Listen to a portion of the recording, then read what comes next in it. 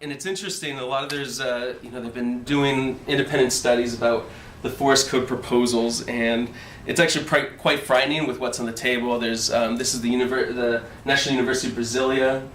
They see an increase in deforestation, 47%. Then the Brazilian government did its own studies, and they and their estimates, just calculating. This is a very conservative estimate, just calculating, not. They didn't calculate what's going to be incentivized deforestation, but they just added up the areas that will now be on the table for deforestation. And so we're looking at something like the size of Minnesota. So another huge forest law. And then the other big thing is what's going to happen to enforcement. This is IBAMA, which I'm going to talk a lot about towards the end. IBAMA is like the EPA if the EPA was armed. They've been critical to effective enforcement of forest laws in Brazil. And one of the reasons this is because the local governments and the state governments have a very poor track record of enforcing environmental laws.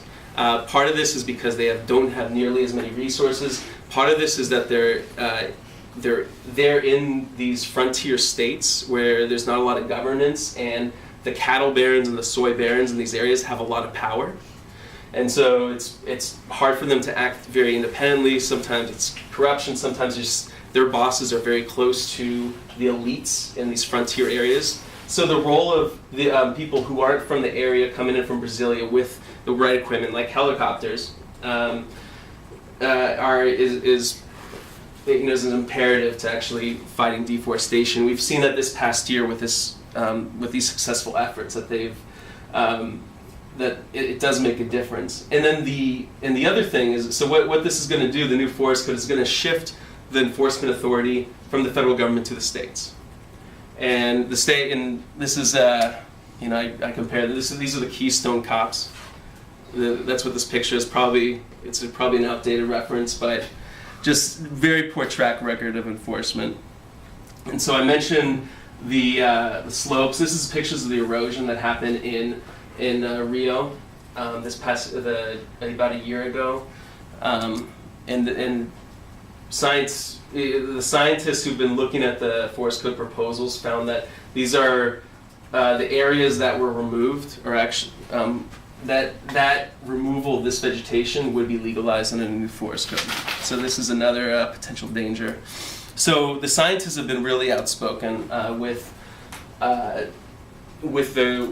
the new forest code, and part of this was because they were invited initially when they were developing the proposal of how to make the forest code more enforceable and more regular, more understandable, or at least just modernize it to fit with the best available science. They brought in the two foremost scientific bodies in Brazil, and they were brought in. They did a big evaluation, and they said, one, they need more time, but also they said that it was not based in science, and if anything, the forest code wasn't stringent enough and wasn't protective enough. And as soon as the Ruralistas, this caucus, the agribusiness caucus, saw these recommendations, they kicked the scientists out of the whole policy-making process and kicked them out of the committees, no longer took the recommendations. So they've been pretty adamant, pretty outspoken about how they've been cut out of the process, and that this proposal is not, it's unnecessary, the types of recommendations that the agribusiness is pushing, but also it's just they haven't been listening to the science. So not too different than what happens here. So as I said before, there's the Amazon's in a critical state right now. There's been droughts this past decade. There's a new article that came out in Nature about a week ago that said that the Amazon's on the verge of becoming a carbon emitter as opposed to a carbon sink. It's creating a feedback loop. All these pressures on the Amazon, plus the drought, which is drying the Amazon, with making it harder for the forest to withhold, to resist, make it more vulnerable to forest fires. So there's intentional fires that are used to clear the forest. These become wildfires because they're starting to spin out of control. So where's the forest code today?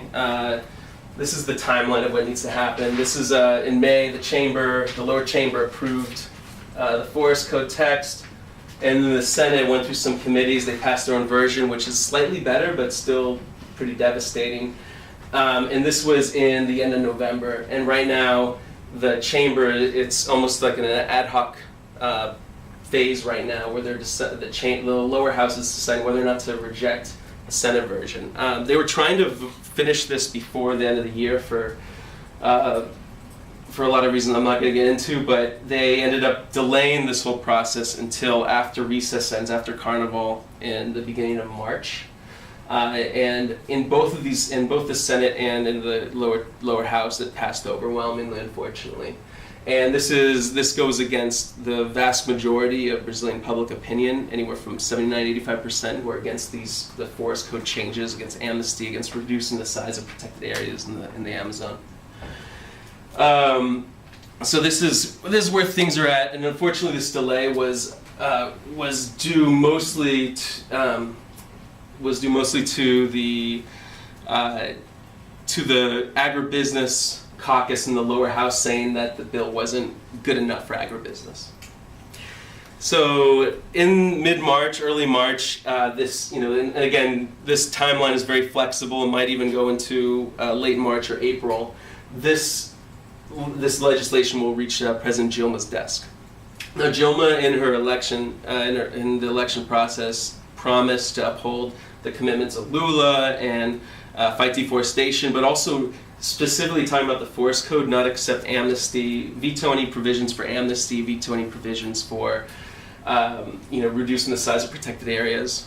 The agribusiness lobby has responded by just making it harder to identify what amnesty is in the actual text of the law. So it's just like what happens on the Hill today. There's a bunch of language that looks very innocuous, but it actually is amnesty, plain and simple.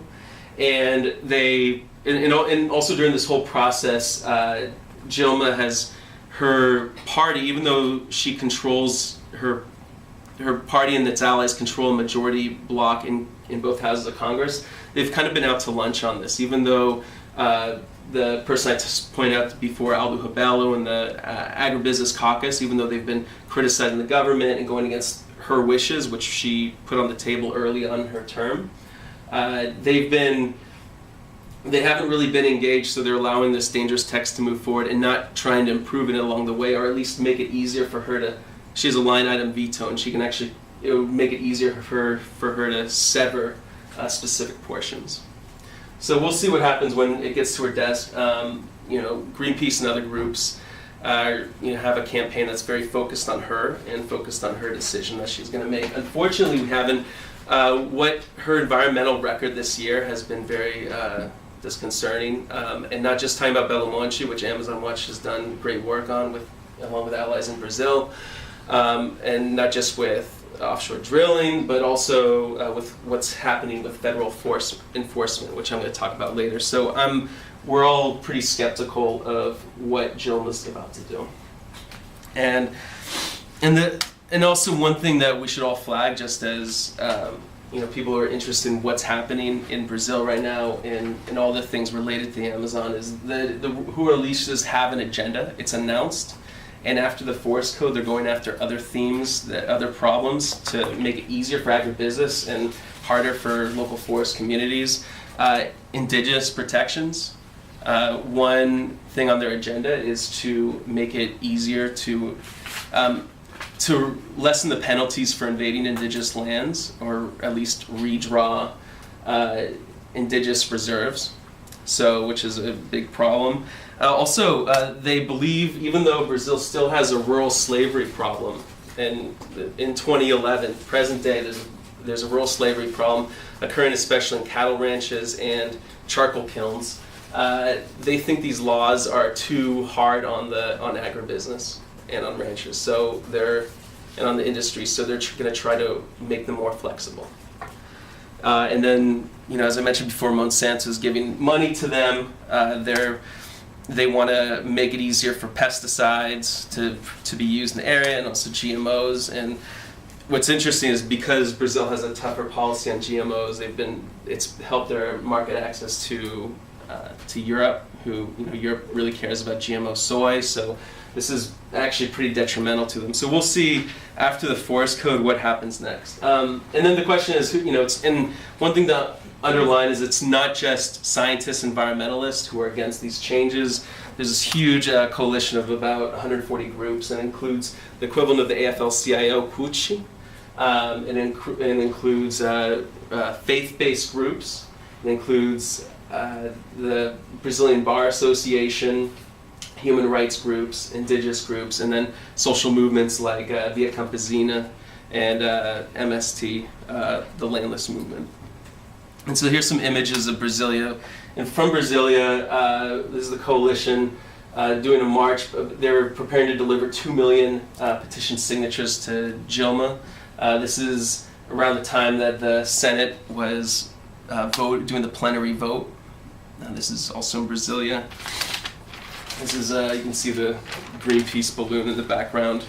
And then also around the world, and not just in around the world, we and others organized embassy protests, and then also at Durban we had these ents coming around because at Durban at the UN climate meetings, Brazil gets on there. It's always tropical forest is a very hot topic, as you can imagine, and they're also bragging about the record. But at the same time, this is a great opportunity to call Brazil on its commitments and what it's saying. And it's not just, and not just us, but also members of the private sector are also speaking out. There's companies that have commitments on buying deforestation-free leather through the Leather Working Group.